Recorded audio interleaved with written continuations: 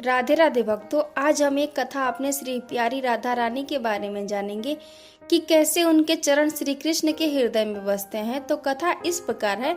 एक बार जब ग्रहण के समय ब्रजवासियों और द्वारका वासियों को कुरुक्षेत्र में जाने का अवसर मिला, तब श्री राधा रानी भी अपनी सखियों के साथ वहां गईं। जब रुक्मिणी आदि रानियों को पता चला कि ब्रजवासी सहित राधा रानी जी भी आई हैं, तो उनके मन में बहुत वर्षों से उनसे मिलने की इच्छा थी, क्योंकि भगवान हमेशा यशोदा जी, नंद बाबा और राधा रानी जी के प्रेम में इतना डूबे रहते थे कि द्वारका में सभी रानियों को बड़ा आश्चर्य होता था।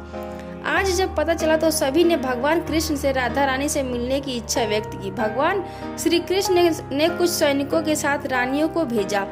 रानियां वहां पहुंची जहां राधा रानी ठहरी हुई थी। रुक्मिणी आदि रानियां जैसे ही अंदर गईं तो देखा एक बहुत सुंदर युवती खड़ी है। वह इतनी सुंदर थी कि सभी रानियां उनके सामने फीकी लगने लगी। सभी उसके चरणों में गिर गए। तब वह बोली, आप सभी कौन हैं? तब रुक्मिणी आदि रानियों ने अपना परिचय बताया और कहा कि हम आपसे ही मिलने आए हैं। आप राधा हो ना?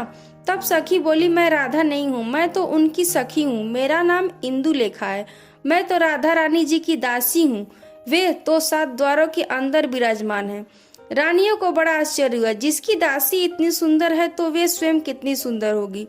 आगे फिर एक एक करके 8 सखियां मिली। रंग देवी, तुंग विद्या, सुदेवी, चंपक, लता, चित्रा, विशाखा, ललिता सभी रूप और सुंदरता की मिसाल थी। रानियों ने अपना परिचय बताया और कहा कि हम आपसे ही मिलने आए हैं। तब आप राधा हो ना? सभी रानियां आश्चर्य में थी। जब ये सभी सुंदर है तो राधा रानी कैसी होंगी?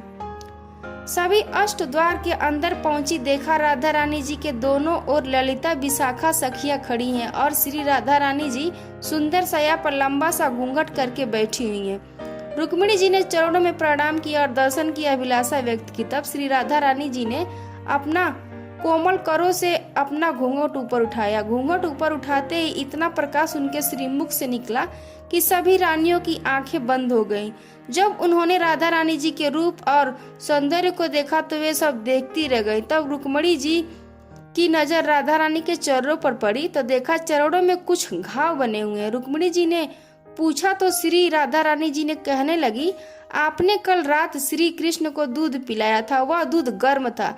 जब वह दूध उनके हृदय तक पहुंचा तो उनके हृदय में हमारे चरण बसते हैं। इसी घाव मेरे पैरों में आ गए। इतना सुनते ही रानियों का सारा अभिमान चूर चूर हो गया। वे समझ गईं कि श्री कृष्ण क्यों हम सभी से अधिक राधा रानी जी से प्रेम करते हैं। यह कथा कैसी लगी कमेंट बॉक्स में जरूर बताइएगा। जय श्री कृष्ण।